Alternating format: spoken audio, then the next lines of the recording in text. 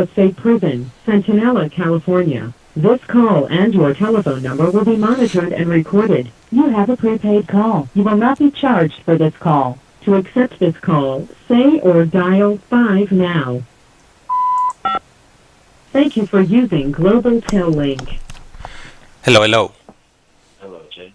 Hey, what's up, James? Hey, Silas, man. How's it going? It's been a while since we've had one of these late night hype episodes. So I want to go to welcome you back on, and how have you been? Oh man, I've been making it, man. It's been a rough couple of weeks, man. I'm playing hurt tonight, but man, I'm hanging in there, man. That's right. I mean, what else can you do, right? You gotta lick your wounds and keep pushing forward.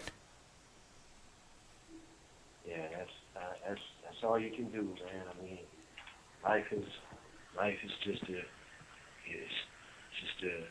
cascade of triumphs and tragedy, man. So you gotta take the good with the bad, man, and just keep your head up and stay hopeful, man, and keep it moving. Yeah, I hear you. I hear you. Hey, you know what? The last week or so, you guys been having all kinds of issues, with the tablets, the messaging app. It just seems like it's like the never-ending battle with GTL or garbage tail link, like I like to call them. Um, even with the messaging, you can't even send messages. The calls have been dropping and whatnot. Uh, um, what's your take on that? With the whole GTL situation. I mean, it fluctuates. I mean, the service fluctuates. So I mean, we'll have a good run where everything is going great, and then the calls will start dropping. It'll be nearly impossible to put money on your account or even send a text message. Lately there's been this new thing. I don't know if you're aware. I guess they implemented something with the software to where you can't send out numbers anymore. I haven't tried it today, but like Friday or whatever, somebody made me aware of it. And so if you're trying to send out any numbers, like the system, it'll say message failed, and it won't let you send a number out. So like if I wanted to send you a phone number, I couldn't do it. I would have to literally spell out the number, like, 8, 8, 1, 8, 7, 5. Like you literally, if you want to send a phone number out, you have to spell the words, for the phone number as opposed to just sending you a phone number. So like, I mean, that's pretty freaky. I mean, the only thing that I can surmise is that somebody developed a type of coding system to where they were sending they were sending messages out that was seemingly innocuous through numbers. But I mean, if you work hard enough, I mean, you can do that with letters. I mean, that's not going to really stop anything, I guess. But you know how it is. I mean, if something occurred that brought attention to it, if there was some kind of direct link, then I can see why the CDCR would get with Global Tel or Viapath or whoever and modify it. So I mean, that's been pretty weird. You know what, Silas? Man, it all makes sense now, man. I wish I would have talked to you a few days ago. So I've been trying to send a message to somebody in Ironwood, and it has it has numbers in it, and they kept on getting rejected. So I've been sending messages to Centinela. Everything's been fine. But now that you say that number situation, I'm like, no wonder my message is not going through because I'm including numbers. Like, hey, call me up at this time. Eh, eh, oh man, they definitely got me on that one. I didn't realize it, so I'm sure I'm not the only one that's been trying to send out messages and they keep on failing. Yeah, you better spell out NINEPM. Oh You got man, to be real specific. You know, you got to use your spell check, man, because it's bad. It's bad. You know, man, yeah, but I I would have mean, probably had that's better. that's I would have probably had better luck sending like a video with me blinking and trying to send a message like that. yeah, like Morse code or something flashing a light in the video. Like it's crazy, but I mean, you know, I mean, they got to do what they got to do for safety and security, and I get that. I mean, obviously it's an annoyance for me for somebody that's, you know, that's just not breaking the rules anymore. So, I mean, it's an annoyance, but I know that there are thousands of people that, you know, that are doing what they do. So, I mean, I just got to respect the process and, you know, do what I can to dig myself out of here. Yeah, yeah, I'm sure, when they started offering these phone calls at no cost, I'm sure they never even, thought about the ways people would manipulate the system to get it to do other things that they never anticipated. Well, yeah, but I mean, I get it because they have. I mean, the powers that be, they have to do something. You Yeah. know, I mean, my attitude is, you know, is that, you know, somebody, you know, people aren't going to be denied. If you want to get something done bad enough, I mean, you don't even care about getting caught. You know what I Hmm. mean? I mean, at my worst, like, I didn't care about getting caught. Like, you know, like whatever I was going to do, like, this is happening, you know, and you know, I'll lay it down right in front of me, and if you can pick it up, I'm done. You know, but I mean, I understand that, you know, that they, from a public safety perspective, I mean, that's not good enough for the administration to just say, well, they're going to do it anyway, and we can't put any safeguards in place because they'll just get around those. I mean, that's unacceptable. You know, so they got to do what they got to do. They play cops and robbers, you know, and hey, you know, both sides are going to do what they got to do to try and get over. I guess, you know, I enjoy playing the game of not playing. You know what? Yeah, you're absolutely right. Sometimes it's just better like that, just not participating. I mean, especially if you're trying to come home, the less the less you're involved, the better chances of you being able to come home and having any issues, right? Yeah, I mean, there is nothing in here. There's nothing in here worth staying in here for. You know, I don't care about, you know, how you were raised, what you committed yourself to, what your big homies told you.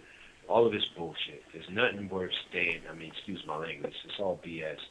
There's nothing worth staying in here for, man. Like everything beautiful, everything worthwhile, everything productive is outside of these fences. I mean, we're doing good things in here, but man, there's everything that we want to extend our dreams and you know, to fulfill our dreams and make our lives complete are outside of these gates, man. So, you know, I mean, hey, I empathize to a degree, you know. This call and your telephone number will be monitored and recorded. I empathize, you know, to a degree with people who are still caught up in the whole mentality because I get it, man, and I was there for, you know, almost over half my life and not believing that there was anything else besides what I was taught, you know, and what I trained myself to believe was true. So, you know, I mean, we all just got to figure it out in our own time, you know, and hopefully those that do figure it out, it's not too late, you know. Yeah. Yeah, yeah. You know what, Silas? So, recently we had we did a video visit in El Salvador, and I recently posted that video up. I think it was maybe like a day or two ago that it posted up. Right. What were your thoughts after the video visit? With the experience that you had and the things that you saw with me that day that we had the video visit. I mean, I had like a ton of emotions floating around. You know, I was I was there, but you know, I was dealing with my own stuff. But I was really just seeing the scenery and just, you know, and not just that scenery, just the times that we video visited where you've been abroad. Like I just really hopeful, you know, just really hopeful and looking and just realizing that there's a great big world out there, man. You know, that I haven't experienced, man, and just to see, you out there doing it right, man, with your wife, with your daughter, and that's what it's about, man. Like that's life, man. Like, you know what I mean? Like, I mean, I'm pretty sure you understand the tremendous blessing that you have, man, and like that's all any of us want, man. It's This call and your telephone number will be monitored and recorded. just to live, man. Like, imagine, like, when you were a kid, like, your daughter's age, like, when you gave her the bag and, like, with the water, and she had to poke a hole in it to drink out of it and stuff like that. Like, just quirky little stuff like that in a foreign country, right? That we Yeah. had no idea that's going down, right? Like, your daughter is going to be able to tell somebody, like, yeah, when I was in El Salvador, they had these funny little bags that you had to drink out of, and kids are going to be like, no way. Yeah, seriously, I had to put a straw in the bag just to drink. Like, like, I mean, how cool is that, man? Like, that's what it's about, man.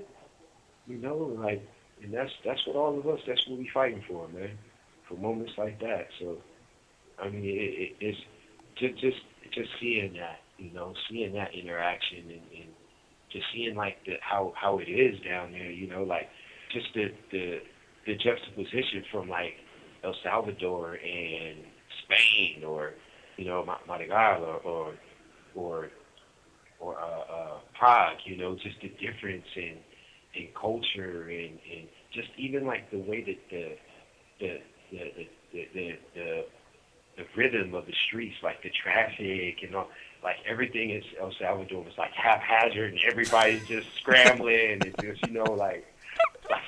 like it was crazy, right? Like Yeah. like just looking at it, and then you look at some place like Prague, like you know what I mean, which was busy, Yeah. but it was just like a coordinated, mellow effort, like everybody's out, but it was more tame, and in Germany, like the same thing, like it was just crazy, man. Just seeing the different cadences and rhythms of these different places and the people, man. And I'm definitely looking forward to just sampling different places, man, and just having those different experiences. So it was cool, man.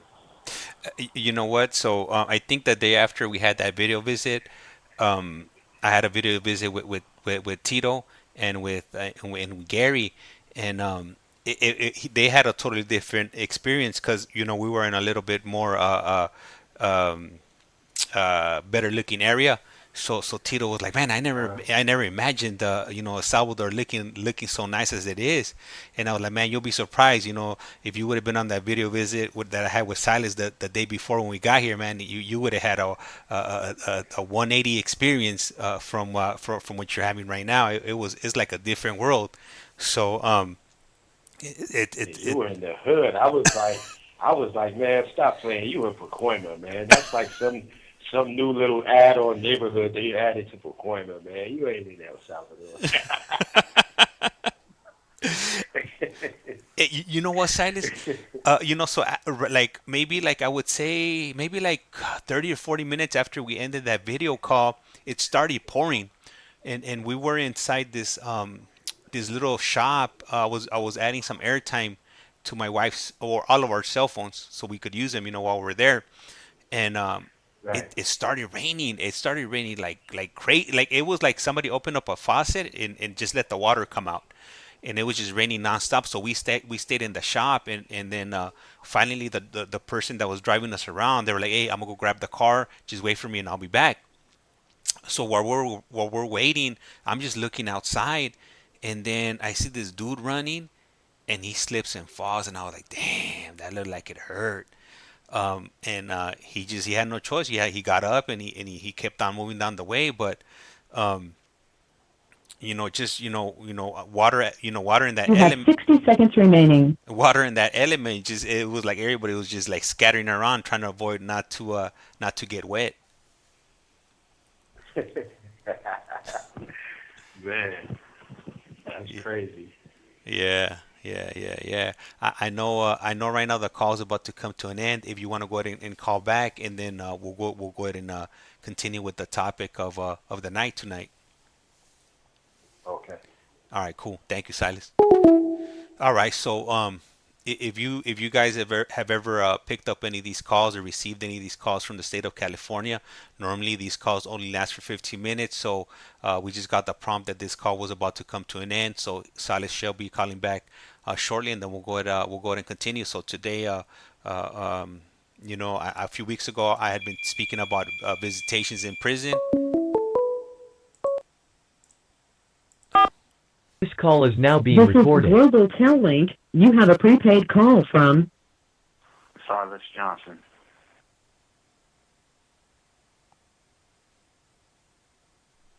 That's not good. It went blank. an incarcerated All right. individual at the Centinela State Prison, Centinela, California. This call and your telephone number will be monitored and recorded. You have a prepaid call. You will not be charged for this call. To accept this call, say or dial 5 now. Thank you for using Global Tel Link. Hello, hello. Okay. All right. The topic for the night, I had spoken to you, maybe like a week or two ago, or maybe even longer, that I wanted to speak about experiences, in the visitation room, from your perspective, and then I would also like to share my perspective as somebody that's been into a facility, to visit somebody there, because it's not something easy to do. You do have to put a lot of time and effort. Whether it's getting cleared, to visit a prison, and once you get cleared, you always, these prisons are normally not located like down the street. So typically you have to drive a few hours. Hello? Hello, Silas. Okay, yeah, it kind of blanked out. Okay. Okay. So, typically, these facilities are not located close to anybody's homes. Normally you have to drive a few hours, to get to these facilities. And then once you do get into these facilities, it's not guaranteed that you're going to get inside, because, they make you jump through hoops, and you might have been getting into the facility with the same outfit for the last 6 months, and then all of a sudden somebody new starts working, and they got an issue with your outfit. Then you gotta, if you're visiting a state prison in California, then if you're lucky, they have some clothes, or what is it? What's the name of that group that's located outside the prison that'll let you borrow some clothes? It's called Friends Outside. Friends outside. So you gotta run out there, and hopefully they got something in your size. Run back in, and you lose a lot of time by doing that. I'm not sure if any of your visitors have ever experienced something like that, but it definitely takes away from your scheduled visit. From your Absolutely.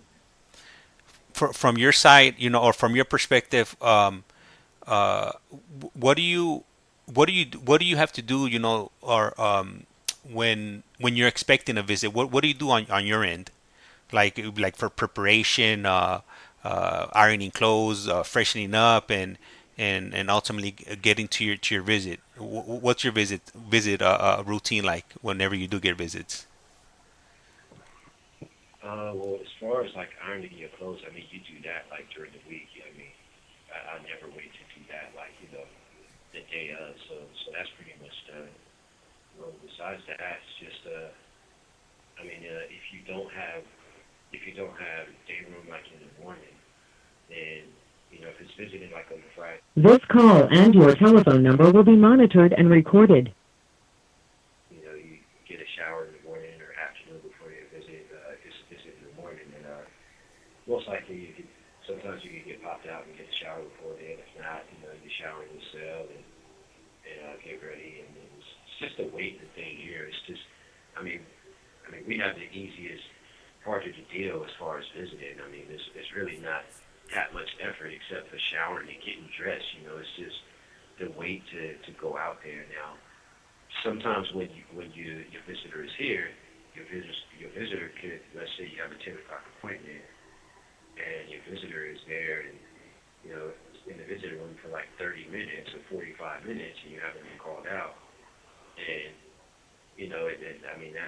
that's the hassle. But even that isn't it's an imposition on us because we don't get there on time. But the visitor is the one that's that really drove all this way. I mean, like you said, I mean, the majority of the prisons are in rural places, so you're going to drive, if you don't live in that immediate community, you're going to drive a few hours, and, to drive all those hours and get processed in, which is probably like an hour and a half process, just to wait some more, is kind of ridiculous. But, and in the summertime, I mean, like now here at Sentinel, I mean, you have visitors that are outside in the heat. I mean, it's ridiculous. I mean, we've reached, like we talked earlier, you said it reached 120 out there. We've hit that high here, and I mean, consistently down here, we're in the 100 teens.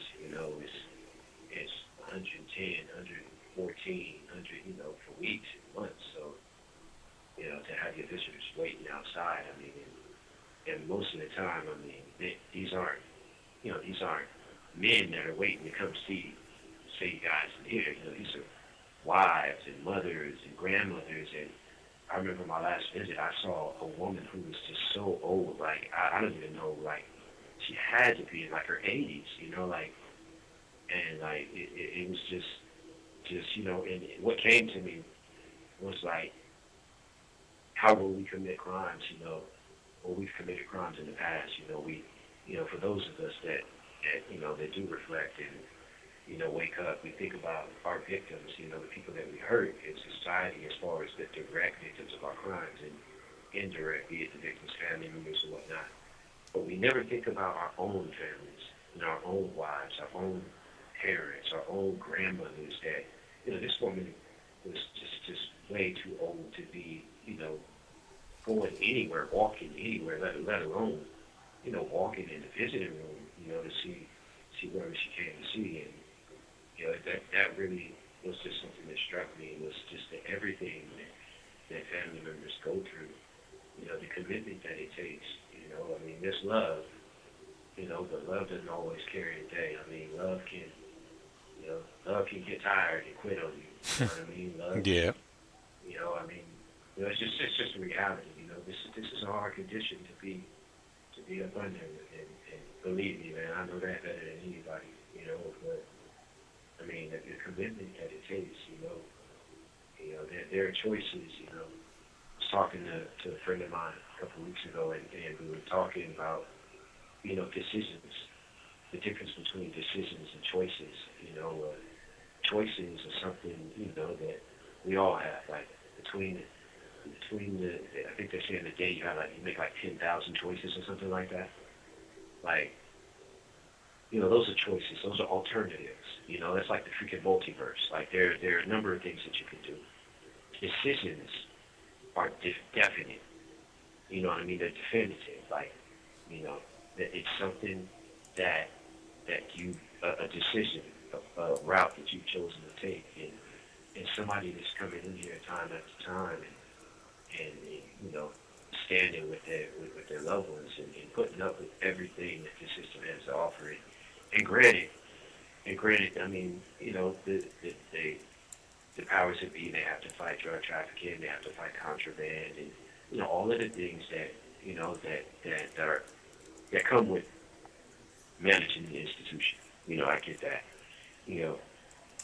That being said, I mean, the visiting procedures are a little heavy-handed, when it comes to families that sacrifice a lot. And, I mean, almost sometimes it's like a deterrent, for people to, for family reunification instead of doing the opposite, which is bringing families together. So I know it's a fine line, and I mean, I don't suggest I have the answers to it, but I mean, it's definitely a tough situation for family members. So, I recently, the reason I bring up the topic of, visitation is because I recently went to visit one of my friends that recently entered the system with a lengthy prison sentence, and he had asked me, like to come visit him. So, I asked my wife. She was like, I told her, I was like, hey, so and so, wants me to come visit him. Like, do you want to come? Or she was like, yeah, I'll come with you. So you know, my whole family came with me. It was me, my wife, and my two daughters. So like I said, I mean, the prisoners are not nearby, especially for where I'm at. So I think easily we had to wake up at about I think about 3 a.m. We were out of the house by 4 a.m. Because visitation normally starts about like 8:30, and I've never been to this facility before, so I wasn't sure what to expect, because I try to do as much research as I can before visiting a facility, because they have there's different rules in different places. And and I also sent it to my wife, and she was like, "Man, there's just too many rules because she's never visited a prison before." She was like, "Man, there's just too many rules. If you want, you just go in, and well, we'll wait for you outside." I was like, "Are you sure? If you want, I could go out there by myself." She's like, "No, we'll just do a little trip, and then after the visit, then we'll go do something." So I was like, "All right, then, cool." Um, we leave our house at 4. We get there a little bit early. We stop like at a McDonald's to get something to eat, and then finally, we make our way over to the facility. And right when we get there, we get there as soon as visitation starts. So I think it's at about 8:30, and they make everybody wait outside the facility. So once 8:30 hits, they let everybody start going into the facility, and then you go to whatever unit you need to go to. And then everybody starts lining up outside the unit they're going to be visiting, or whatever level they're going to be going to. And you see everybody jumping out of their car, and everybody's trying to get trying to get to the line as soon as possible, because that could mean the difference between actually seeing your loved one, or just pretty much wasting your day.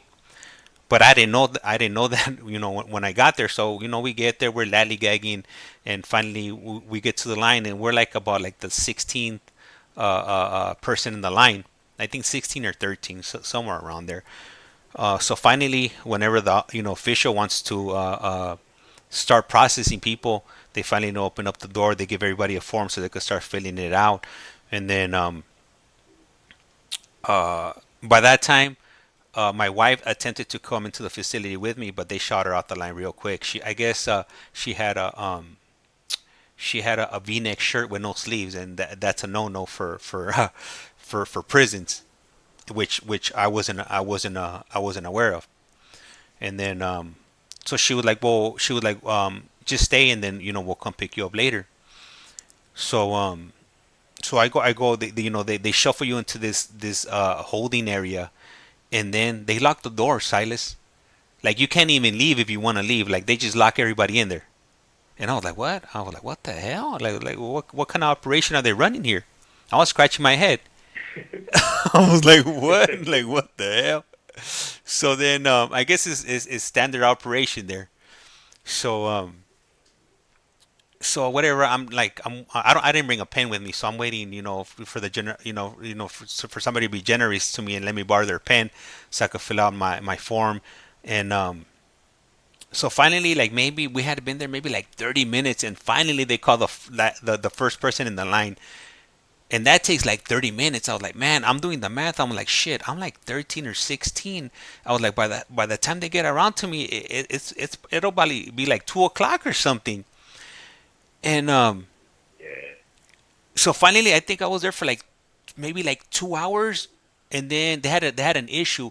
Somebody they called an ambulance for somebody. I don't know if they were having like breathing problems or what was going on, but they had like some type of medical emergency. It wasn't anything that another inmate caused. It's just people get old. They get old, and people start having issues like that. Health issues.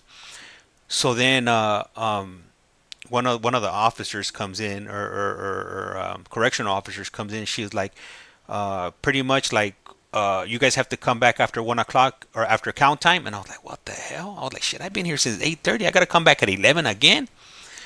And then she was like, but all the ladies stay back. I want to check out all your outfits. And like, damn, they treat them like that here.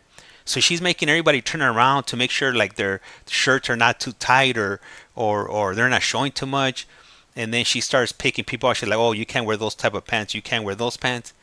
And then And I stayed back because I had a question because I had my cell phone on me and I was like, hey, you know, You have 60 seconds remaining.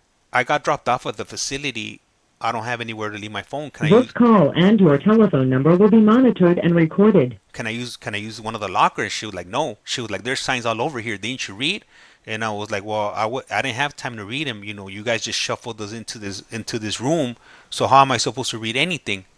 She was like, no, you can't use you can't use it. And then I was like, well, I got dropped off here. Like, I'm like, how the hell am I supposed to contact my ride? And it was like they don't care, you know, like they don't give a crap. They're not the ones visiting, you know, the you know, whoever in prison is like it's a you problem, you know, like they don't care. I know the call's about to hang up, Silas. So if you want to call back, and then we'll go ahead and continue. Okay. All right, cool. Thank you. All right, and guapo, gracias. Highly appreciate appreciate that gift that you sent over. And let me see, I got that number one glitter batch. Hey, gracias. Highly appreciate it. Let me see. There's a little static, bro. Let me see if I could fix it. Hold on. Give me a moment. Let me turn off. Tell me if this fixes it.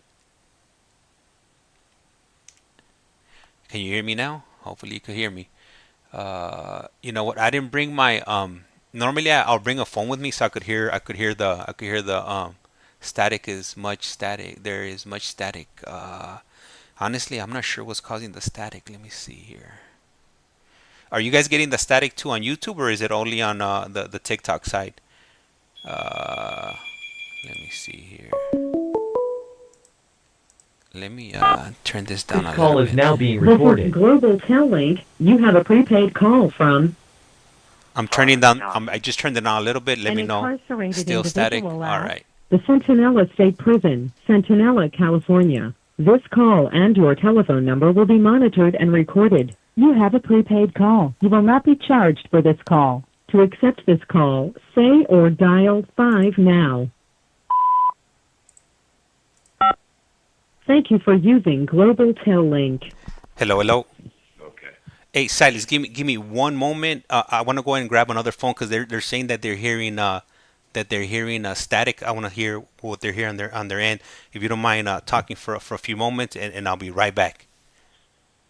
Okay. All right. Thank you. All right. Okay. Hey, what's up to all the listeners out there? This is Silas M. Johnson. It's been a while, a long while since I hung out with you guys this late. Man, it's definitely an honor and a pleasure to be with you guys tonight. Hope you guys are having a good summer evening out there. Hopefully with somebody you love. If not, waiting for that somebody you love. And yeah, I hope everything's going chill. You guys out there tonight. We definitely appreciate you hanging out with us tonight on the Late Night Hike. And if viewers, you have any questions or comments, you can definitely shoot them. And you know, I'm pretty sure James has the floor open, so if anybody has any questions or comments, they can either post them or call in. And so definitely interested in viewer engagement. So if anybody has anything to say, call in or comment, and let's talk about it. All right, Silas. So I'm back, man. I just I'm listening to another phone. Yeah, there's some the static is nasty. I'm not sure what's causing it. Let me grab another connection so I could swap it out, and hopefully that eliminates the issue. If not, then you know, because I always got a bunch of cables around here. Let me just swap it out as fast as I can over here. Let me see. Gotta go to one of these drawers and grab one of these cables here. And of course, the cable that I need right now, I can't seem to find right now.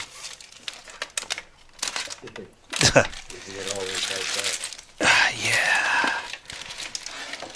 Let me see here. I think Yes, sir. I just got my final grades for my Spanish, right? Yeah. My Spanish 102. I'm at a 94. 94. That is and so what is that? Is that like an A? 94 out of 100. 94.87. 94.87. All right. Would you mind talking right now? I'm gonna check my other device to check if I'm still hearing that static noise. All right. All right. How we sounding? Okay, Can perfect. you I hear got it. me? I fixed the static already. All right, cool. Sorry about that. My apologies. It was it's a little bit low, so let me just raise it up a little bit more, and hopefully they're able to hear you a little bit better, and they're able to hear me a little bit better. All right. So so like I was saying, so before we got interrupted with the static. So let me see. So okay, so they tell me that or they tell everybody in the room that you gotta come back. You gotta come back at after count time at 11. So I'm like, man, my wife just took off. Like, what the hell am I gonna do? I'm in the middle of the desert. So so I'm walking, I'm walking out of the prison grounds, and then I call my wife. I'm like, hey, they said that I can't visit until 11, but it's not guaranteed. I was like, let's just go home or let's just go do something else. She was like, nah, like we drove all the way over here. You might as well just come back. So then we take off. We come back after count time at 11, and there's a bunch more people that show up, and everybody's everybody's not gonna be able to get in. So so you know how I mentioned earlier that they didn't let my wife in because of her sleeveless shirts. So I brought extra clothes. So then I was like, hey, look, if you want to try to get in, I'll give you one of my shirts, and then I'll wear one of the other shirts that I got. So she was like, all right, then cool. So we go, and then as soon as we're walking up there, one of the officers, she's like, oh, she can't get in, and she was talking about my daughter that she couldn't wear cargo pants. So I was like, oh man, like I was like, I didn't read that in the damn dress code on the damn dress code what do you call it guidelines. So then my wife was like, then she was like, we'll just go wait for you in the car. Well, you go ahead and go in. So I was like, all right, then cool. So I go and I wait, and then finally they get to my number, and I walk up to the visiting area. But mind you, I also had my daughter with me. She wanted to come in with me. So then my daughter, she's 5 years old. So I brought her birth certificate because I read somewhere that normally when you take kids, you got to have a birth certificate. And then also I took her California ID. My 5-year-old has a California ID. They issue them out in the state of California. So whenever we travel, I like to have her identification. If anything, there's any doubt that she's my daughter or whatever, then I could have some type of proof that we have the same last name, we live at the same address, or whatever. I just like to be ready for situations like that. So Right. the official, she's like, hey, you got to take your birth certificate back to your car. So I run back to the car. Then when I come back, she was like, you got to take your ID. You got to take her ID back to the car. So I run back, and my wife was like, what's going on? I was like, man, they're just telling me I got to bring this stuff back to the car. So finally, we're gonna pass through the metal detector, and they tell me, oh, your daughter can't come in because of her shorts. They're too short. And I was like, oh man. So I go back to the car and I tell my wife, I'm like, hey, she can't come in with me. She's like, why not? I was like, because her shorts are too short. I wish I was making this stuff up. But for those of you that have been to prison to visit, you know that I'm not making this stuff up. These things actually This happen. call and your telephone number will be monitored and recorded. So so finally, I go through the metal detector, and I'm just glad that they're not doing like the ion test where they rub your hand to check it for like any if you've been in any contact with any illegal substances or whatever they're detecting for. Because I've had that happen to me before where I've gotten flagged for that, even though I've never come in, I've never personally touched anything like that. especially before a visit. And so whatever, I get through the metal detector, and then I'm hoping that they're gonna trip, because I like normally I think you could only they recommend, or they tell you that you could only bring like $20 worth of quarters, and I have like $40, because the food in those vending machines are they're ludicrous. It's highway robbery. Oh yeah, Yeah. absolutely, So absolutely. so finally there's like this door that you walk through to, like it's like between the building that they search you in and they process you in, and then there's like a little walkway, and then you get to the visiting area.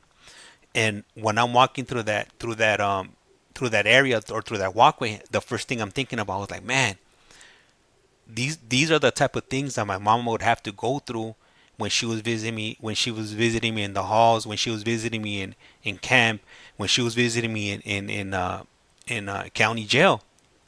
Like all this ridiculous, and I never thought about that when I was in these places. The inconvenience that you put people through, just to go visit you for 30 minutes, an hour, or whatever amount of time that they allow you to visit. So I'm walking in. I was like, man, I'm probably never gonna come back to this This facility. call and your telephone number will be monitored and recorded. I'm probably never gonna come back to this facility ever again, just because it's a huge inconvenience that they don't make it easy. So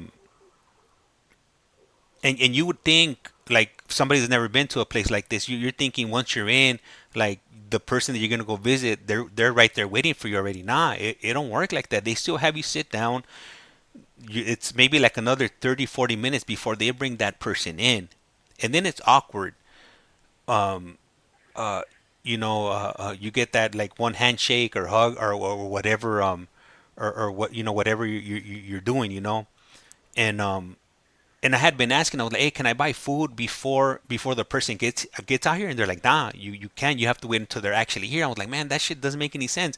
Like, I'm losing time. I want to lose time with my visit, because I have to wait for the individual to come out. Then I could get whatever I want to get from the vending machine, opposed to me being able to do it before, which would make sense. But then again, I mean, a lot of the things that they do doesn't make any sense. And so I'm waiting. I'm waiting for him to come out, and he comes out. Handshake, hug, and then I let the official know. I'm like, hey, I've never been here, so I don't know what's allowed and what's not allowed. And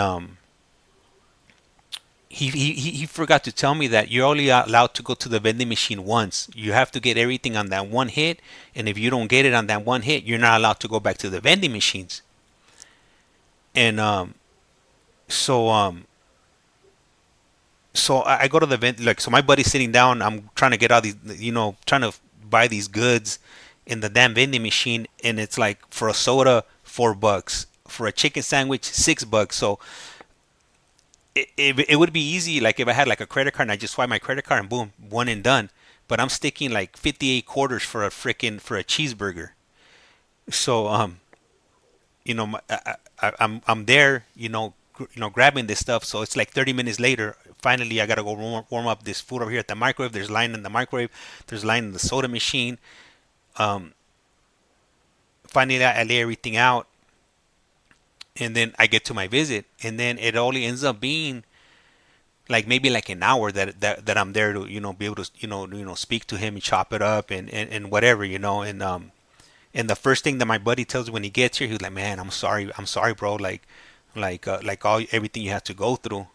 He was like, and he was telling me that his dad had recently come to visit him, and his dad has MS, and his hands shake really hard, and something that you have to do on the drinks, like the Coke bottles, if you get one, you have to tear off the plastic, that like the plastic wrapper, and his dad had to do this without the help of his son. He has to do it on his own. So they were talking to his dad, sideways, and my boy was getting mad because they weren't understanding that his dad, he doesn't have the capacity to do it, just because his hands are shaking, and he has a medical condition. And he was telling me about that. He was like, man, they were treating my dad like that, and I couldn't do anything about it, because if you speak up, then your visit will get terminated. Yeah, yeah, and it's you know, when I was in the visitor room, it still said something like, I don't know if I think they were talking about the number of people at the vending machines, and they were like, 2 couples at a time. I know even you people can count to 2. Like, he said something like crazy like that, and I was just like, are you serious? Like, how is that professional? You know what I mean? Like, all he had to say was, hey, there are 3 people up there, only 2 people up there, or whatever. Like, it's just like, I don't know. To me, though, it's just like the Stanford experiment, absolute power absolutely corrupts, like, and so you give somebody some authority, and they're going to wield that authority, and they're going to bring their own prejudices, their own biases, their own, their own trauma, their lived experience, and they're going to bring that to that job, and they're going to institute that position with their lived experience, like, always laugh. You have 60 seconds remaining. Always laugh when they talk about the Supreme Court judges and how they're not supposed to, adjudicate, based on their personal beliefs and their personal politics or religious views. And like, how big of a joke is that? Like, what else would they do? Okay, I mean, they're going to use the law, but what else do you think they're going to use when they're determining these cases? They're going to use their own lived experience, their own socialization, their own bias, their own prejudice, their own religious viewpoints, their own, they're going to use their own perspective. Like, it's unreasonable to say that somebody is not supposed to, and there's no such thing as really like an impartial adjudication from a Supreme Court judge, because everything there's nothing that's impartial. Call back, Silas is about to hang up. All right, so Miss Miss Shorty G, hey, you know what? Yeah, that whole podium thing that leaves me scratching my head. Where you gotta come up and you gotta show your goods and whatever. It's like it's a joke, man. It's definitely it's definitely a joke.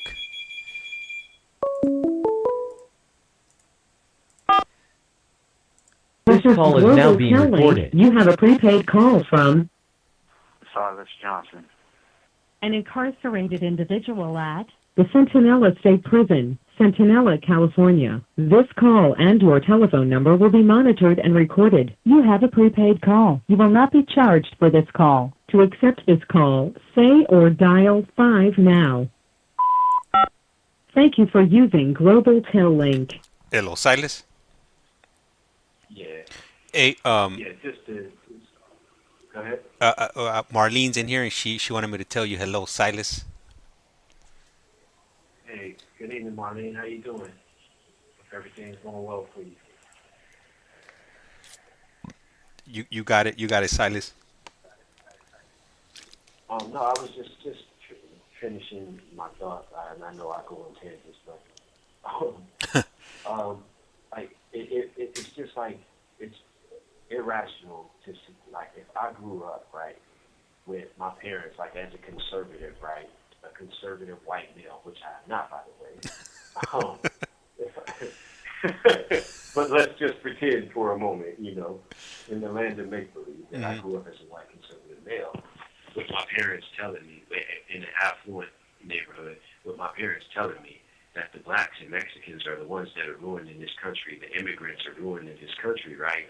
And I grew up to be a Supreme Court judge, and now we have a case about, with migrants, and about the legality of the way that they're being treated. I mean, obviously, I'm going to institute some of the bias that I have, when I'm presenting a ruling. And I'm going to frame it under the color of law, right? I'm going to use every legal, because I've learned this. This is my profession, So I'll cite all of the right cases and everything that furthers my argument, But deep down, what I'm doing is instituting my bias. in this ruling. And as long as I can find the case law to back up what I'm saying, then then I can get away with it. So I mean that's essentially what a lot of these people, not all, but a lot of correctional officers do. When they look at people. They classify individuals who would commit a crime as someone who comes from, well, if James, if you're in here for committing a crime, it's only obvious, right, that you come from a screwed up family. I mean, because your family made you. So I can treat your family like criminals because they're not worth a damn because, hell, they produced you. And look at how you turned out. So the people that are coming to see you, a woman that's coming to see you, that marries you, that's interested in you, or your mom or whoever that's interested in coming to see you, it's just, you're a byproduct of them. So we're just going to treat them like crap too, and I believe that I honestly believe that they approach people, our families, with that sentiment,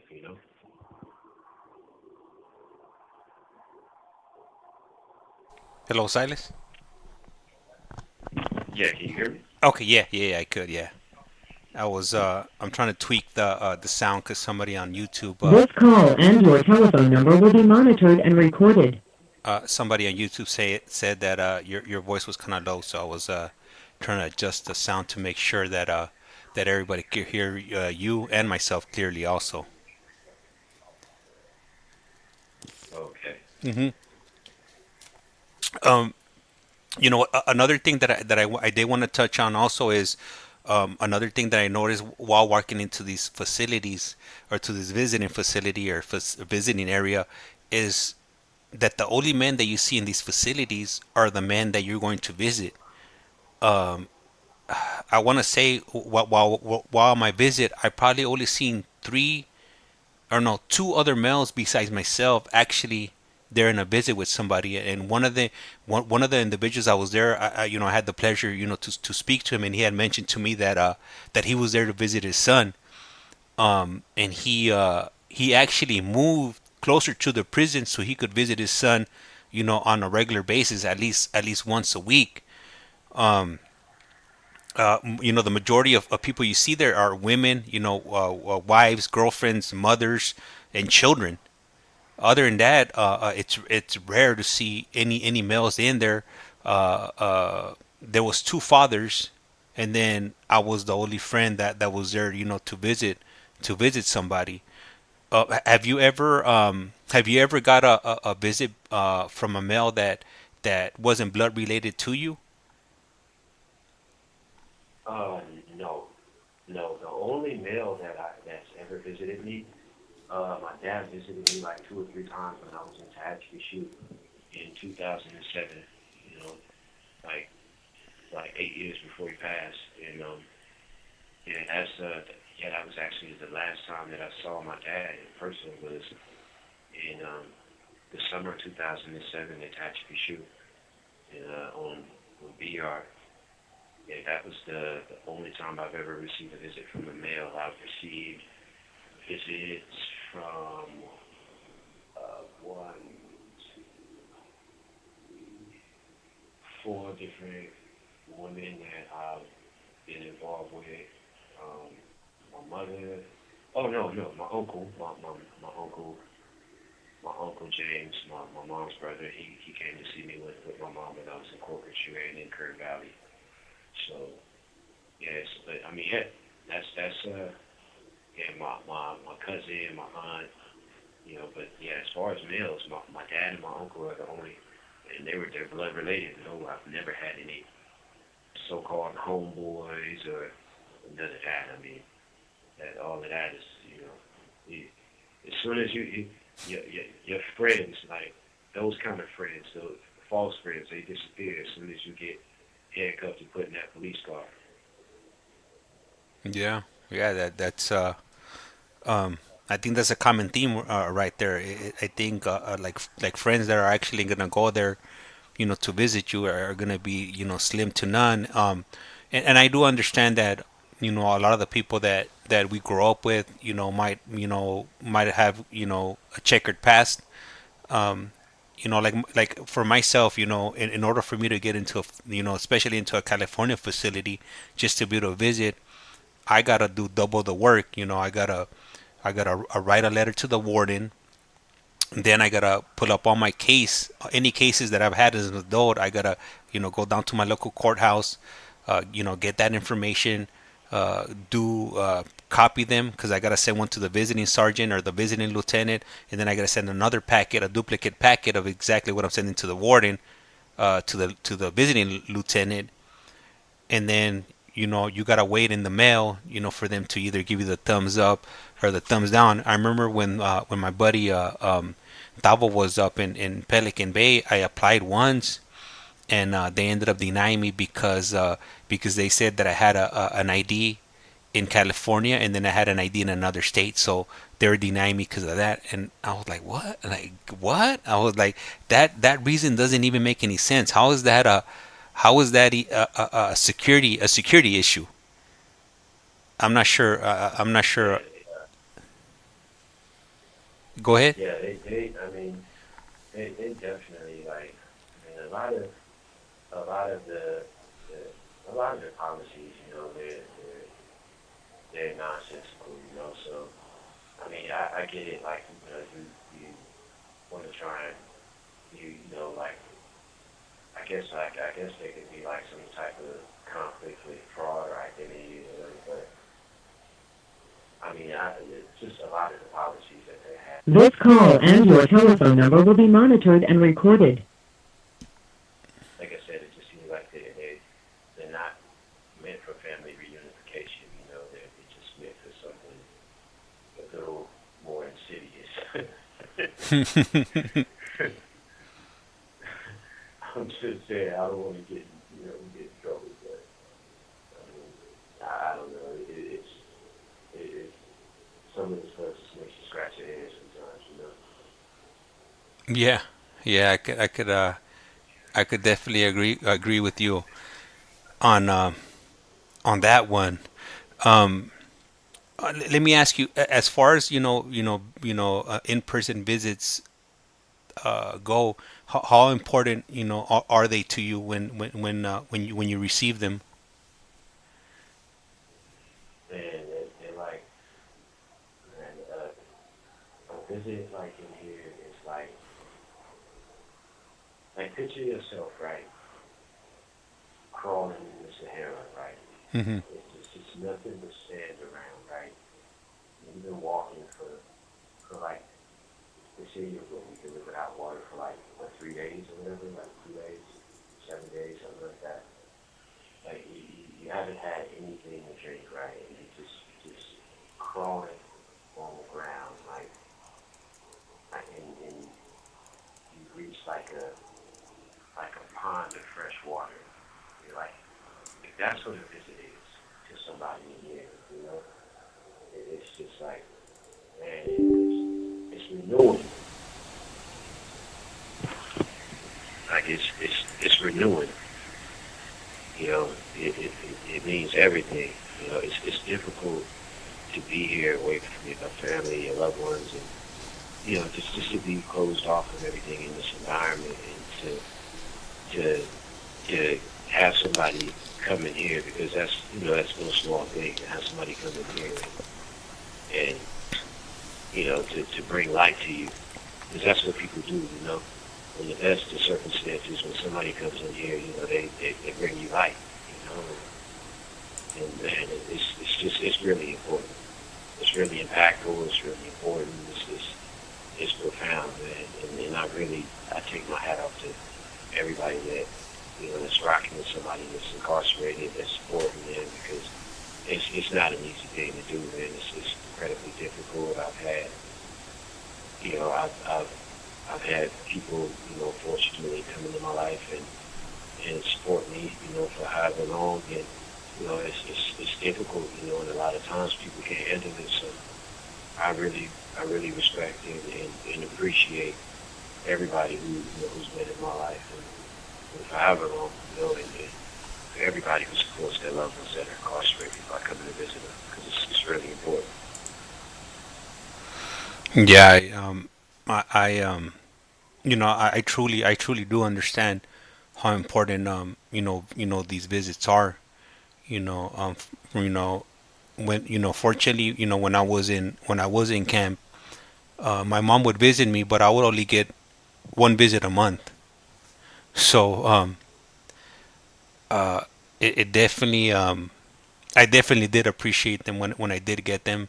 Opposed to, I think if I would get them like every week, I probably wouldn't appreciate them as much. But just having that one time a month, I had something to look forward to, and I knew every visit that we had, it was like 1 month less that I was gonna be there, and by the time my fifth visit came around, I knew I had a month left to go before before I was gonna be back on the streets. Um, and then man, just seeing my mom and and then like when you're in camp, you had access to like candy bars and Snickers and nachos and things like that. So that was an added bonus too. Yeah, I was in Camp Gonzalez in '94, and my dad used to come up there, man, and like you said, like they back then, like they could bring food, like and I'd get like like Shakey's Pizza, KFC, or whatever, McDonald's or whatever, and like it we've talked about this before, and I think the experience that I had there was, it was difficult at times, but because obviously being locked up as a kid, but it was good too. And maybe that was a negative thing, like because it just taught me that I could do time if worse came to worse, So, and I'm a little ambivalent about my time there, because I was able to. I learned some things, but maybe not the things that I should have learned because You have 60 seconds remaining. I'm sitting here talking to you right now years later, so. Yeah. So I know we're about to get. We just got hit with the 60 second the 60 second mark. If you want to go ahead and call back, and we'll go ahead and start off on a fresh one. Okay. Yeah. All right. So if you're watching, and this is one of the first times you've come across the stream, unfortunately these calls only last for 15 minutes. After 15 minutes, the calls are automatically cut off. So Silas shall be calling back in the next moment or two, and we'll go ahead and continue. And just wanted to pick his brain on from his perspective, how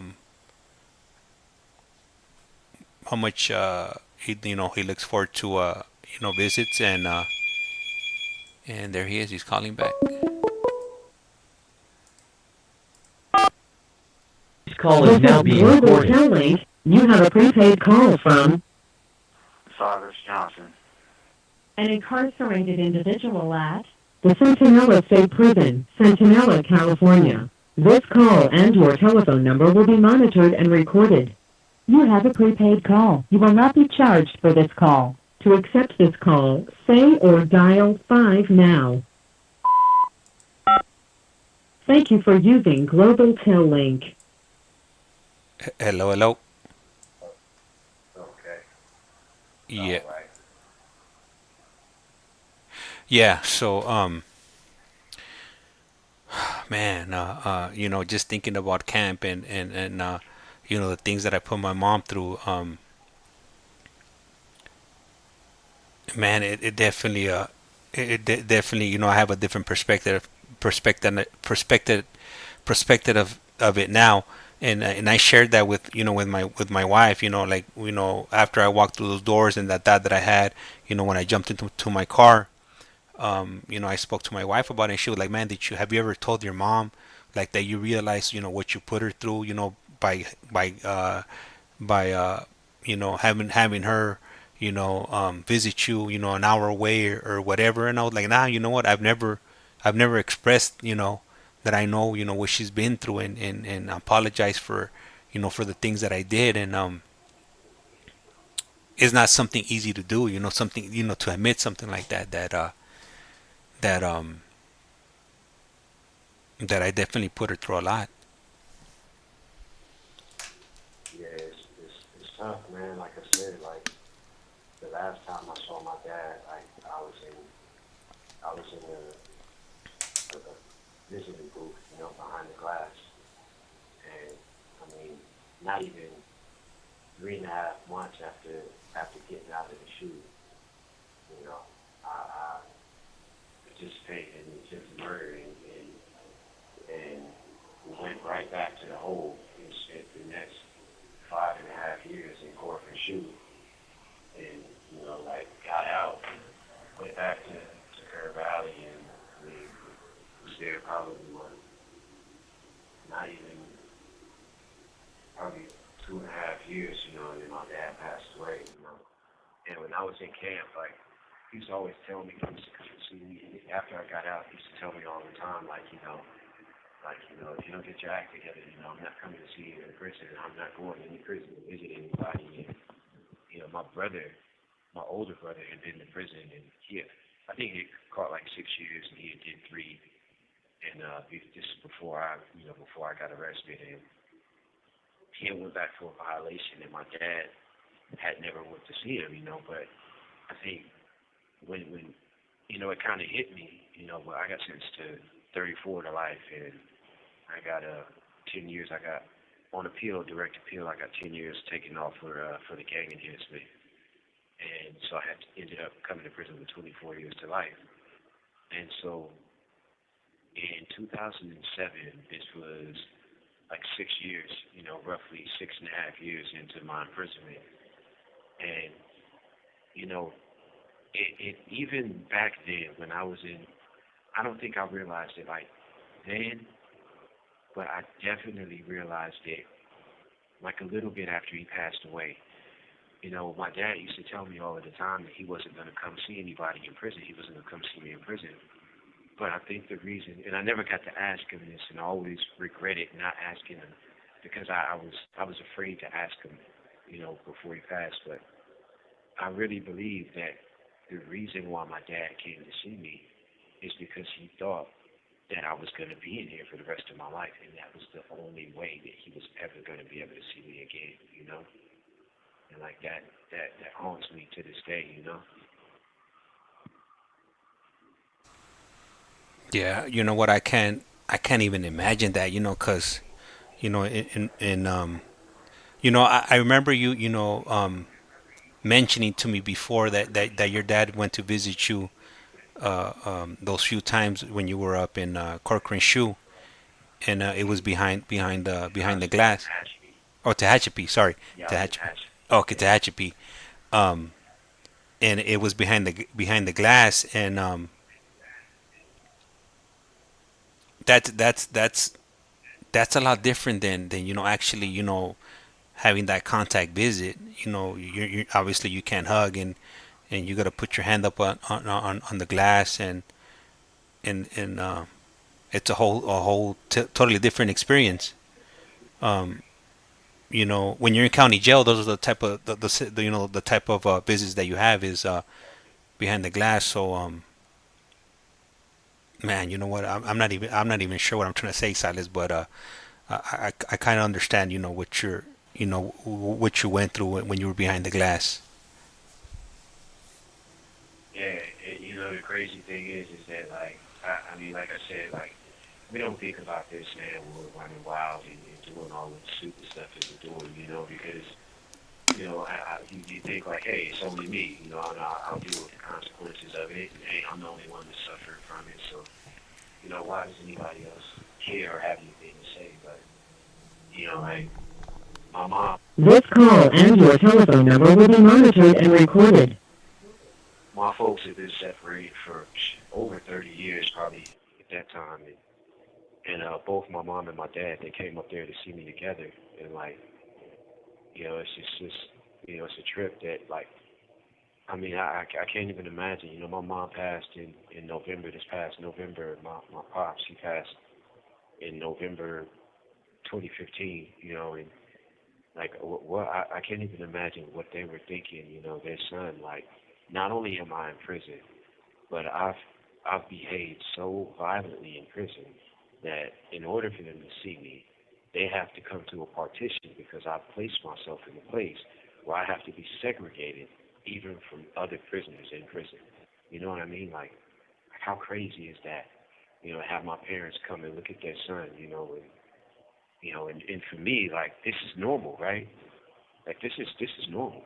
Like, this is prison, and I had to put in, somebody threatened me, somebody challenged me, and hey, I put in work, and that's just how it is, and like, this is where you're coming to see me, and this is where you have to come see me at, and it's just freaking insane, man. It's just insane. The stuff the lies that we tell ourselves, and the stuff that we take the people that love us the most through, and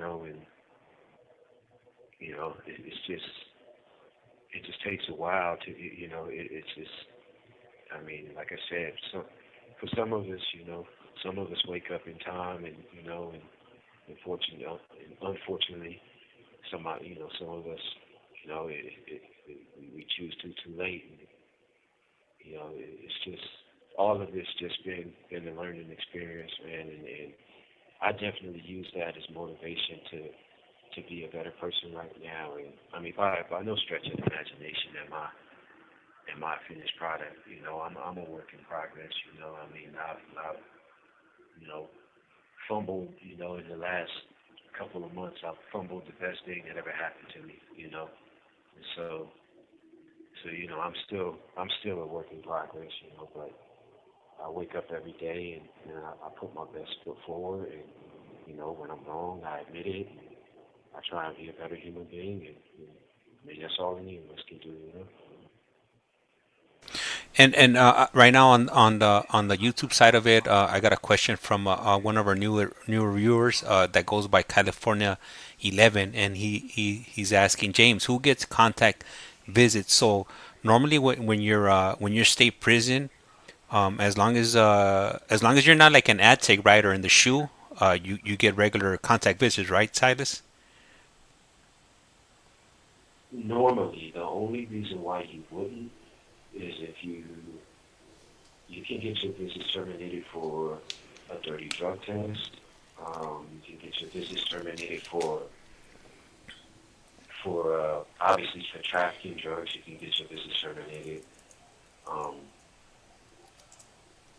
you can, if you go to ADSEC or what they call restricted housing unit, you'll be behind the glass for visiting. Or if you're in segregated housing unit to shoot you're obviously behind the glass. But unless, without those things, you would be able to get contact visiting. But obviously, if you have any type of like drug infraction, then you would have a loss of visits. Like if you have like a possession of whatever, you would have a loss of visits, or a dirty drug test, um, anything like that. You can get like I think you can get like a loss of visit for.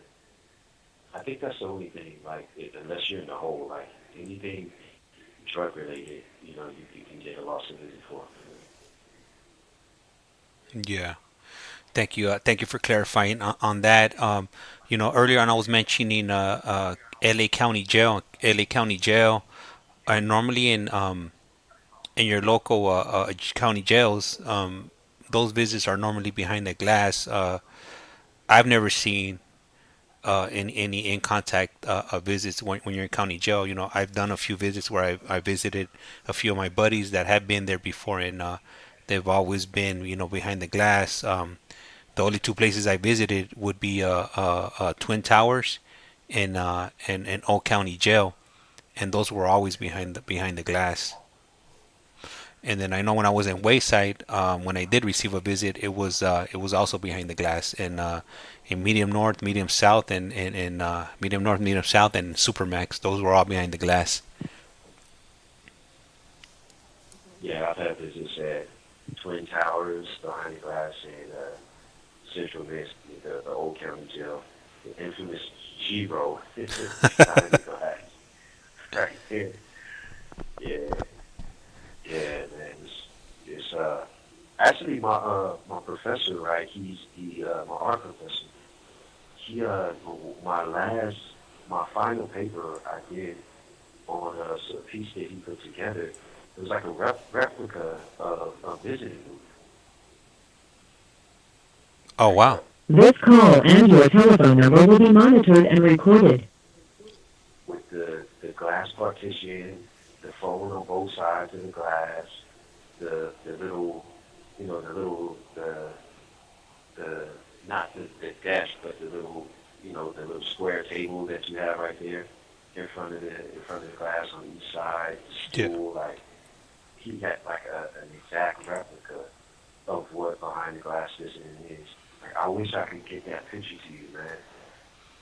I wish I could get that picture to you so you could actually like put it up, so people could see it, Yeah, yeah. Let's see if I can get that. See if I can find a way to get that picture to you. Yeah, so before we went on this live, I actually was trying to find pictures for the thumbnail of a visiting room. I think the one I found, I don't think is a California visiting room, but we'll go ahead and make it work. But yeah, if you could get that replica, man, I definitely wouldn't mind taking a look at it. Yeah, it's a perfect replica too. Like, I mean, from Salinas to here to Kern Valley to Corpus June, like it's the same booth, the same thing, and it's pretty cool.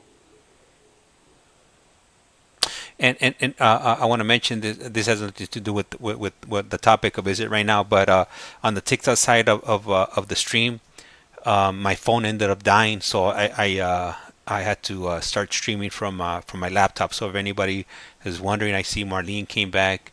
I know she was in the other stream, so that's what happened. My phone just I didn't charge it up before I went on this before I started the stream, so it ended up dying in the middle of the conversation. So I just started streaming from the computer. Okay.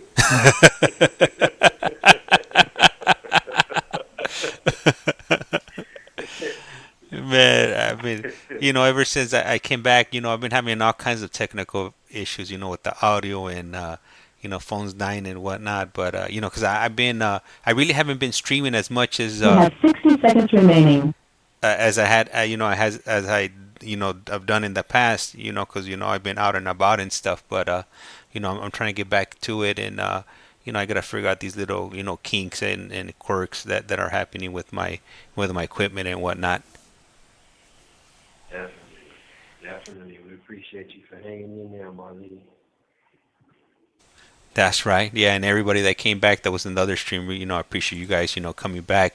The YouTube stream, it was uninterrupted, so they didn't experience any of that in the background or on the stream.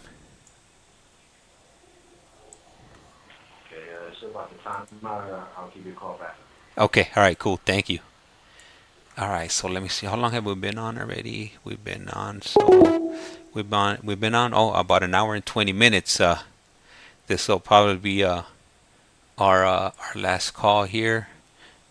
And let me see what else happening over here. Let me see. Eric Martinez. That was 94. That was the 94% Spanish test. That's right.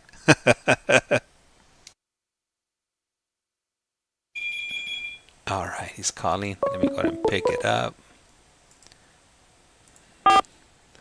This call is now being recorded. You have a prepaid call from Silas Johnson. an incarcerated individual at the Centinela State Prison, Centinela, California. This call and your telephone number will be monitored and recorded. You have a prepaid call. You will not be charged for this call. To accept this call, say or dial 5 now. Thank you for using Global Tel Link. Hello. Okay. Hey, Silas. So right now we had Eric Martinez over here on the YouTube side dropping comment on here, and he said that was 94% Spanish test right there.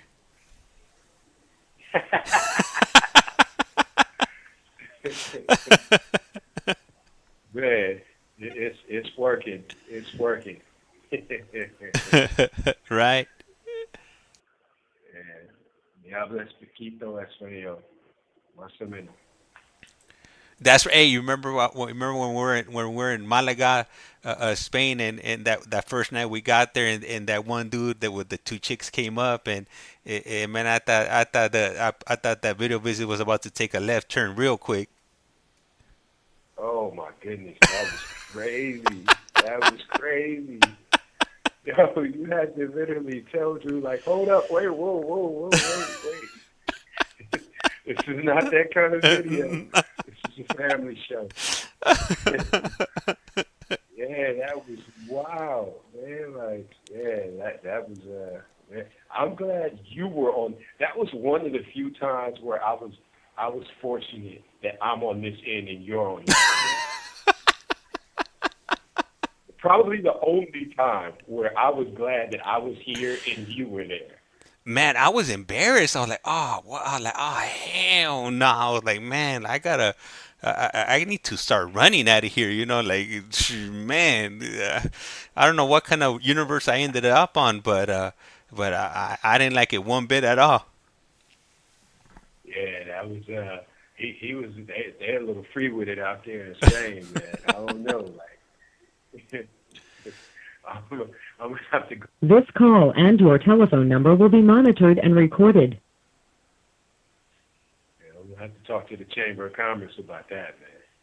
You know what? What I did like about out there is that when I was out and about walking around with my equipment, people would come up to me to try to talk to me, and I did have a lot of good interactions and conversations with people, and in your case, you had a few individuals, speak to you, which I thought was pretty cool.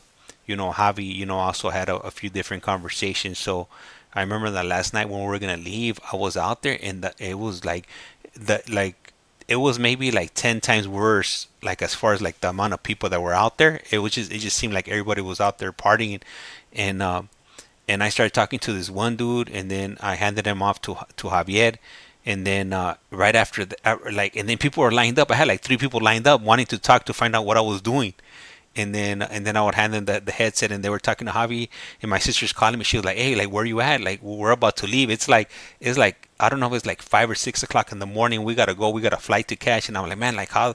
Like I want to stop, but I don't want to stop because like we're having like so many conversations, and it was pretty hectic. It was definitely a good experience for me, and I really enjoyed it." Yeah, it was cool. It's cool.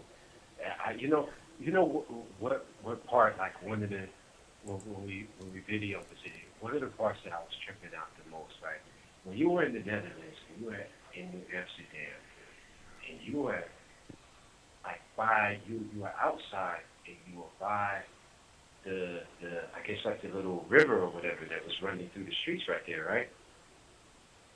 And like the the El Baño, like right next to it. Oh. Like, what was that about?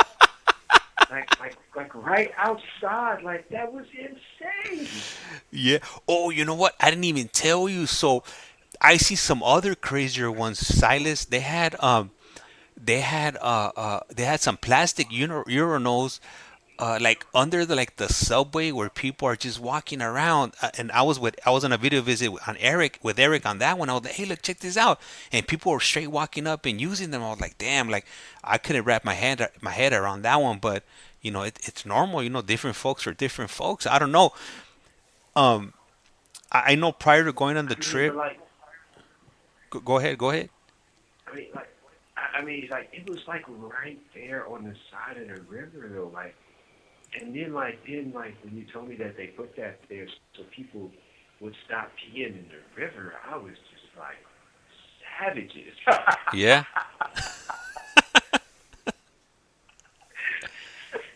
You know what? Like, I'm not sure if I mentioned it to you, but uh, I had prior to going there, I saw this video I was on Reddit and somebody had posted up about urine about her friend falling in there while he was drunk and he didn't make it out. He drowned and then people were putting comments and then somebody put on there was this one video that somebody had made and posted it up on YouTube. um, what happened, like why they prohibit people from urinating in there. And I was like, from what I was like reading in the video that I saw, I was like, what? Like I never even thought about that. Like when you're urinating, I guess I'm not sure. Maybe if it's common when you're drunk, but for some reason people tend to go forward. I never noticed that, but I guess it happens because people fall in, after urinating or while they're urinating in those canals. And and I was like, man, that's a sad way to go. You're drunk, you have to let one out, and next thing you fall into that to those canals, and that's it. And those waters are filthy. I was looking at it. I was looking at it when you were showing this, and man, I don't know, like that. You can just look at it and tell that it's filthy. Like, man, like I wouldn't even put a glove on it, dip a glass in there just to see how filthy that water is, man. Like, I mean, you could just tell it's putrid, and to have a urinal right there, and then the covering for it was like, it wasn't even like a porta potty. It was right there on the edge of the water. Like, that was just bizarre to me, man. That was one of the most bizarre things I've seen. And you know what? And it stunk there. It's straight stunk like urine. Like you would be like a few feet away, and it was just like the smell. It was right in your nose. Like when my sister told me, like, hey, look, like she told me, hey, look at the urinal, and I turn around and I'm like, hey guys, look at this. I was as shocked as you guys were. Yeah, that's nasty. I didn't even know what it was. Like, oh wow, yeah, that was. Did you post that? I did post up that video, so if anybody wants to see it to see what we're talking about, I posted it up on TikTok and on YouTube. I forgot what I named it. I named the video. I think I might have labeled it like the red light district, like visiting This call and your telephone number will be monitored and recorded. visiting the red light district. That was the Golden District. Look at the that was not nice, man. Like, I don't know, like, Europeans are a little gamey. Yeah. Hey, you know what? And something happened there, and I'm not sure if you guys caught it on your end. Uh, um, while it happened, and it happened right after we saw the urinal. So we were walking, and there was like these. I want to call them kids. They look like they were over the age of 18, but they might have been, borderline 17, 18, and they were wetting people with water guns, and they splashed my sister, and then they shot at me, and then like I was about to react, but then I'm like, man, I'm on this video visit, and I'm in a foreign country, and I have all this equipment on me. I'm not trying to get it, like my thing, I have all this equipment. I'm not trying to get it wet, like one drop of water, and my stuff will be short circuiting.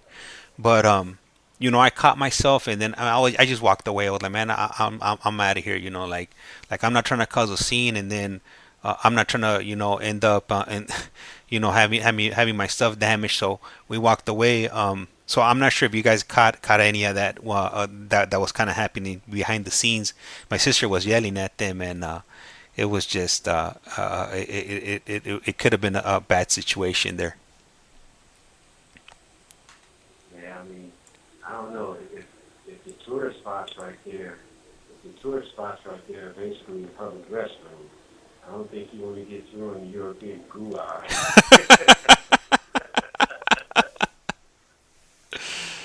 Absolutely not. Nah, no way, no how.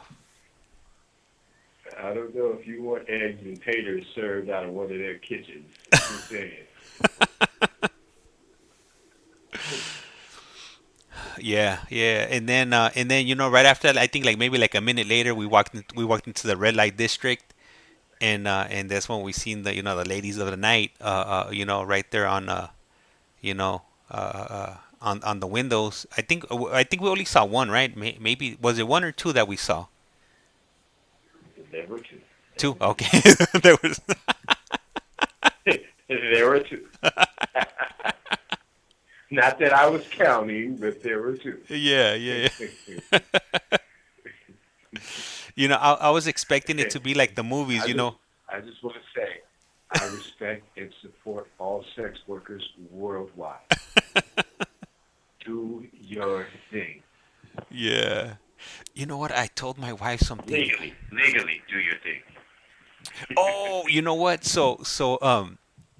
With Eric Fuentes, we actually we went to this bar.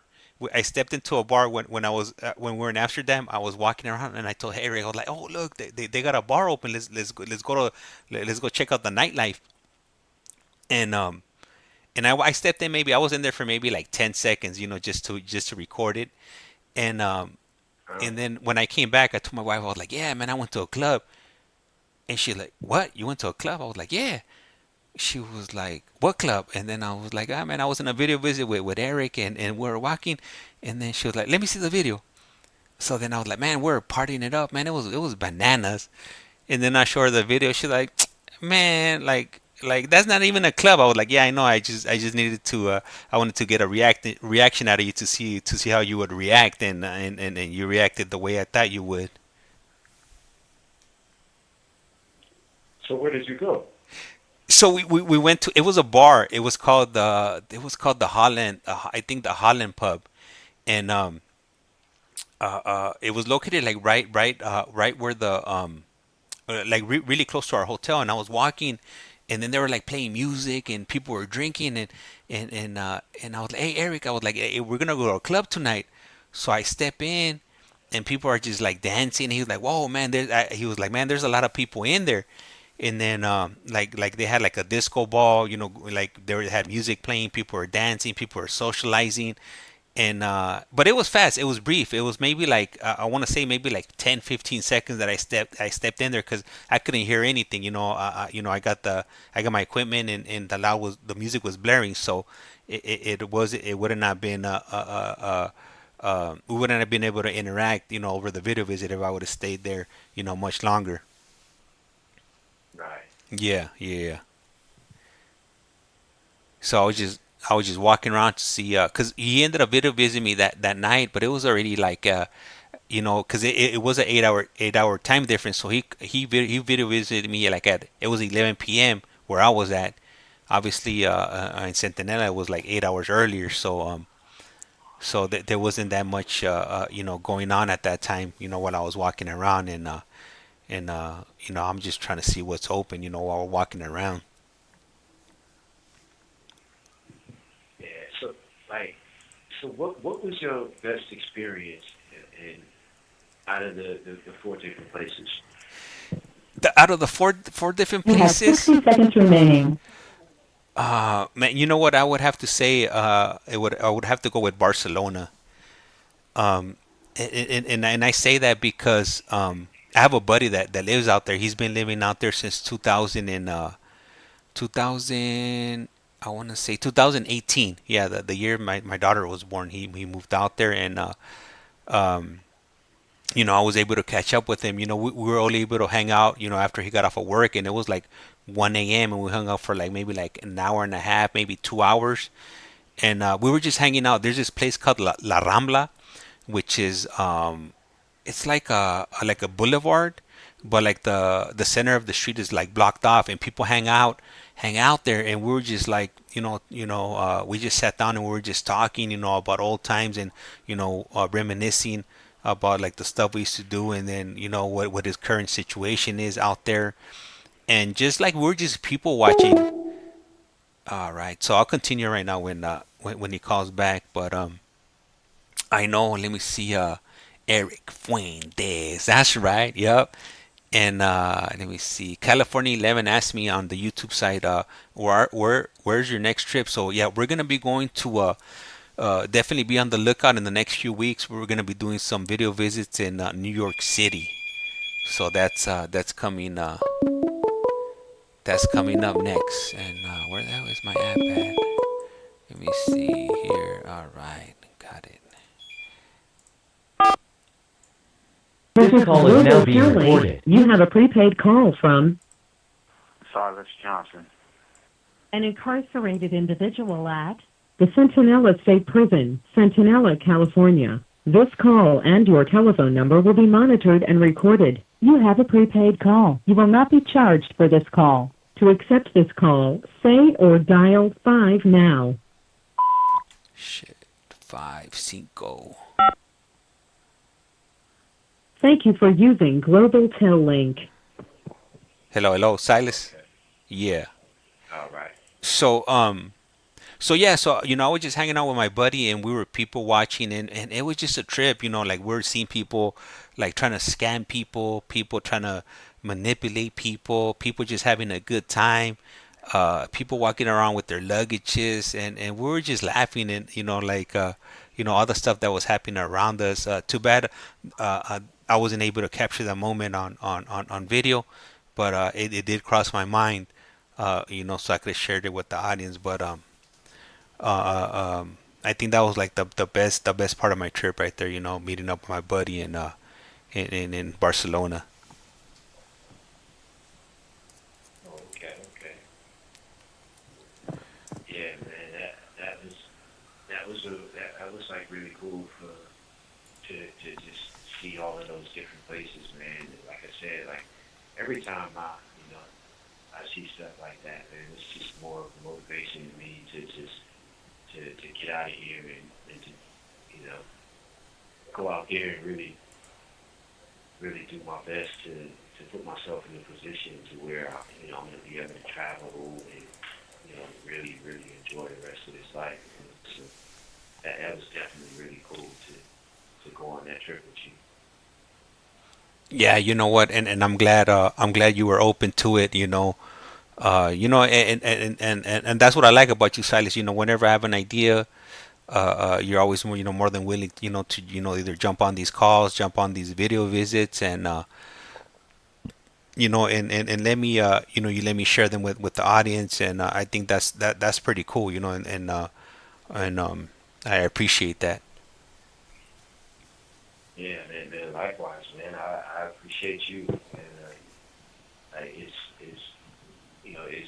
it's pretty cool to be able to share your journey with you, and kind of share my progress in here. And man, like I said, man, I'm counting the days, man, and looking forward to the time where I can meet you outside, man, and we can let the viewers see what freedom looks like for me outside of these gates, man. Yeah, like hopefully, the day you walk out, hopefully we're able to bring, some of the people that have come out, and it'll kind of be like a mini reunion. Definitely, man. Definitely. That'd be really cool, man. Like, I'm looking forward to that. I was telling my daughter earlier, all of the opportunities that are out there for justice impacted individuals, and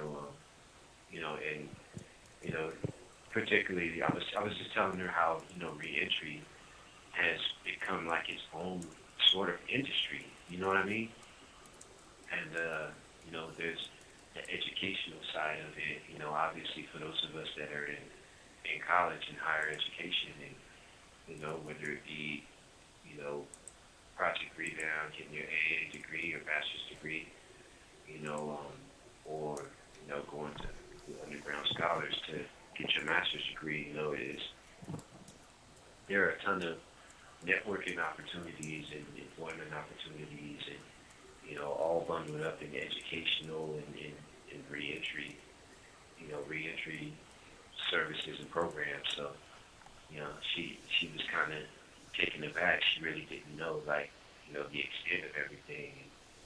yeah, so man, I'm really looking forward to getting out there and tapping in with people because I know like the resources that I've garnered in here are really going to help me when I get out there. Because I mean, there's like a fraternity of justice impacted people out there who who are integrated into society, and they're on the way up, and they want to network with us. Yeah, yeah. And I know sometime back you guys had some students come in, and you shared a little bit of of that with us. Um, was it that one time only that you were able to meet those students that came in, or were you guys able to develop like connections with them, and be able to keep in contact with them more than that one time you met them? Well, we just had contact with them that one time. I know. This call and your telephone number will be monitored and recorded. There's been talk about establishing like something where that they can come back and kind of have like something like that again. But I actually wrote an article about it and submitted it to my school. So I mean, I believe I believe it's going to get published, and so it's pretty cool. So I'm looking forward to that. I wrote about the whole experience. I wrote a news article about it. So I'm looking forward to that. Being published and disseminated. So that's actually something that's pretty cool. That's in the works right now. Man, sounds exciting. Yeah, man. Man, it is, man. It is. Like, I mean, I've been, obviously I've published before, but, for me, any opportunity that I can, share some of my work is special for me, especially when I know that it's impactful to somebody else. So, I just, I'm always excited about communicating with people and just sharing our stories. Yeah, I'm always excited to to meet people and communicate with different people, because like in your case, you could share, you've shared your experience with me, and uh you shed light on your experience, because everybody, even though they're in the same place, everybody has different experiences in the same place. Right. Yeah, absolutely. Absolutely. You just said it you just said it. I couldn't have said it better myself. You have, you know, me, there's Ricky, Jesse, and David over there in their building. They just, all three of them, they just started a class today, a college class today, and they're all in the same class. And, well, I have my little 2-week break before I get back to it, so, yeah, we're all here, and we're all on we're all headed towards the same goal, but like you said, we're all having different experiences, different personal experiences, and, in our personal lives, and, things that we have to deal with, out there in society, whether it be family or, romantic relationships. And so, yeah, it's definitely, it's definitely, our journeys aren't monolithic, they vary while we're in the same place, our experiences vary. You know what, Silas? I want to say something to our listeners here. So, the topic for today was, about visiting, and there's many ways that you could, keep in contact with either, if you have friends, family, or loved ones, behind bars. And if you know somebody that's incarcerated, you should reach out to them. Whether if it's either through mailing them a letter, reaching out to them via either the GTL app if they're in California. If they're in a different state, you could reach out to them through the Securus app, JPay app. There's different ways, different apps, and different ways to get a hold of people. And if you care about them or if you consider them your friends, you should reach out to them and see where they're at in their life. And maybe you could be that person that brings them out the dark and helps them go down a different path. And if you want to go that extra mile, you should go and visit them to see what the experience is of actually walking into these facilities, to see how they treat the people that walk in there. It's definitely an experience. Being able to walk through those gates that no matter how I describe it to you, you're not gonna know exactly what I'm talking about till you set foot on that compound, prison, or whatever it is. But that's one of the reasons that I did wanna speak about this topic, was because I feel it's important, especially if you say you got friends and this, that, and the other, and your homies, and you did things on the street, is show that by reaching out to those people that are behind those walls.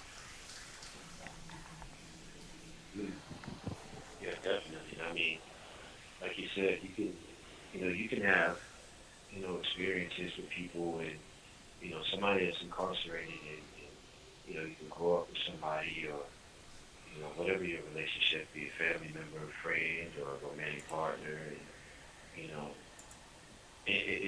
I don't think people, I can't overstate this. The, for those of us that are in here, like, we weigh, and be it right or wrong, we weigh our value as human beings and the impact that we have on people's lives, by the love and support that we have while we're in here.